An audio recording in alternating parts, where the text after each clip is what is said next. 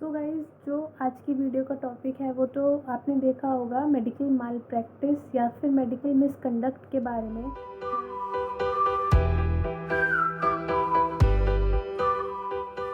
Medical माल practice actually में होता क्या है?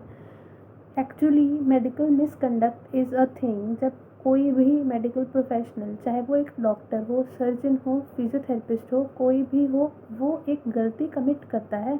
ये जानते हुए भी कि जो भी वो treatment procedure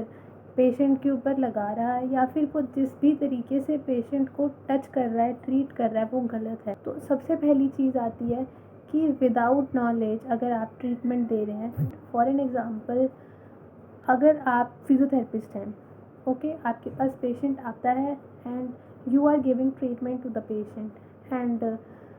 but if he is asking something which is of not your field, अगर वो आपसे कहता है कि मुझे पेट में काफ़ी दर्द हो रही है, काफ़ी दिनों से मुझे पेन है, तो आप मुझे बताओ मैं क्या दवाई लूँ। बिकॉज मोस्टली ऐसा होता है, पेशेंट्स को नहीं पता होता कि किससे क्या पूछना चाहिए, तो वो जनरली जिसके पास भी अपना ट्रीटमेंट करवाने जाते हैं वो सबसे पूछ लेते हैं कि मुझे दर्द हो रही है, आप मुझे एक सजेशन दीजिए, मैं क्या दवाई खा सकता हूँ। And if you are giving the suggestion to the patient, okay आपको पेट में दर्द है, आप ये दवाई खा लो, आप ठीक हो जाओगे, फिर पेशेंट वो दवाई खा के बीमार पड़ गया या फिर उसने वो दवाई खाई, उसे वर्स्ट इफेक्ट्स आ गए, then you are at your fault because you are not, because आपको दवाई ऐसे किसी को देना गलत बात है, आप नहीं दे सकते। नॉलेज आपको पूरी है but you can not give, क्योंकि आपके पास जिस चीज़ का लाइसेंस है आप सिर्फ वही कर सकते हो, आप उससे ज़्यादा नहीं कर सकते। अगर आपको उसकी नॉलेज है भी तो भी नहीं कर सकते। तो बेसिकली आप ऐसे ही किसी और के प्रोफेशन में जंप नहीं कर सकते। एंड दूसरा फैक्टर जो सबसे मेन फैक्टर आता है वो होता है कि यू कैन नॉट ट्रीट और you can not guide any patient while you are intoxicated. If you are drunk, if you are on drugs, if you are not in a mental state of treating some patient, then you cannot treat the patient because उसकी वजह से patient की health के ऊपर adverse effects आ सकते हैं। के बाद जो एग्ज़ाम्पल आता है कि अगर आपके पास कोई प्रोफेशनल डिग्री नहीं है तो आप किसी भी पेशेंट को कोई ट्रीटमेंट प्रिस्क्राइब नहीं कर सकते, even if you are of any field, okay. And अगर मैं फिजियोथेरेपी की बात करूँ तो फिजियोथेरेपिस्ट भी, हम जो स्टूडेंट्स होते हैं सेकेंड ईयर से थर्ड ईयर से, सब हॉस्पिटल पोस्टिंग होनी शुरू हो जाती है। आपने ध्यान दिया होगा कि आप लोग जब भी कोई प्रोटोकॉल के अंदर पेशेंट्स को ट्रीट करते हो तो वो प्रोटोकॉल आपको आपके सीनियर्स ने दिया होता है, या फिर सीनियर्स इन द सेंस जो आपके एचओडी हैं, उन्होंने लिख के दिया होता है कि इसी प्रोटोकॉल पे, इन्हीं एक्सरसाइजेस पे इन पेशेंट्स को ट्रीट करना है, क्योंकि उनके पास वो राइट है, वो दे सकते हैं।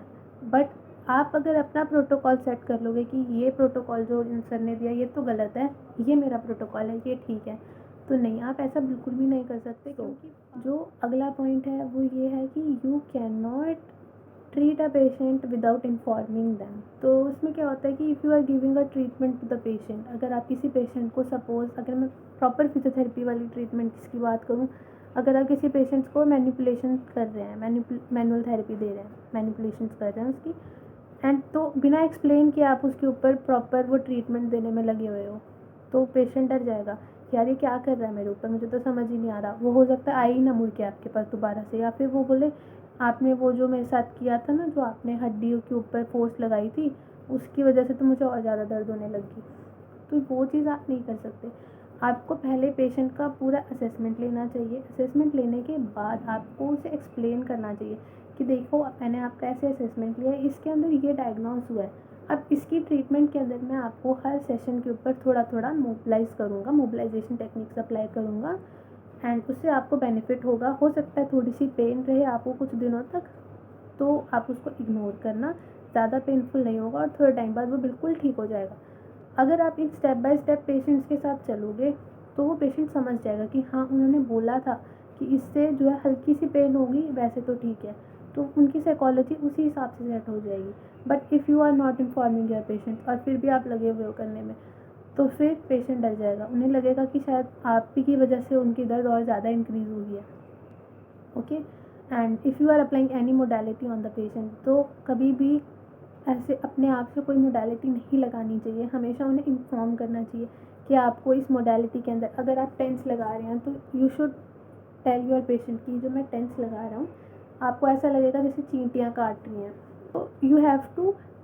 Tell your patient. And the other thing is that कि अगर आप किसी चीज़ के ऊपर रिसर्च कर रहे हो एंड विदाउट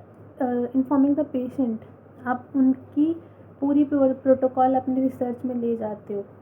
तो बहुत बड़ी गलती करते हो। वो नहीं करनी चाहिए, पेशेंट से पूछना चाहिए मैं रिसर्च कर रहा हूँ इस चीज़ के ऊपर, आप ही की चीज़ के ऊपर मैं रिसर्च कर रहा हूँ, क्या मैं आपका प्रोटोकॉल अपनी रिसर्च के अंदर यूज़ कर सकता हूँ या फिर यूज़ कर सकती हूँ। That is the main thing. Okay, और एक पॉइंट आप सबके लिए, अगर आप मेरी वीडियो को देखते देखते यहाँ तक आ गए हो तो प्लीज़ सब्सक्राइब भी कर दो और लाइक भी कर दो, क्योंकि अगर आप मेरी वीडियो को सब्सक्राइब करोगे तो मैं जब भी वीडियो अपलोड करूँगी आपके पास उसकी नोटिफिकेशन आ जाएगी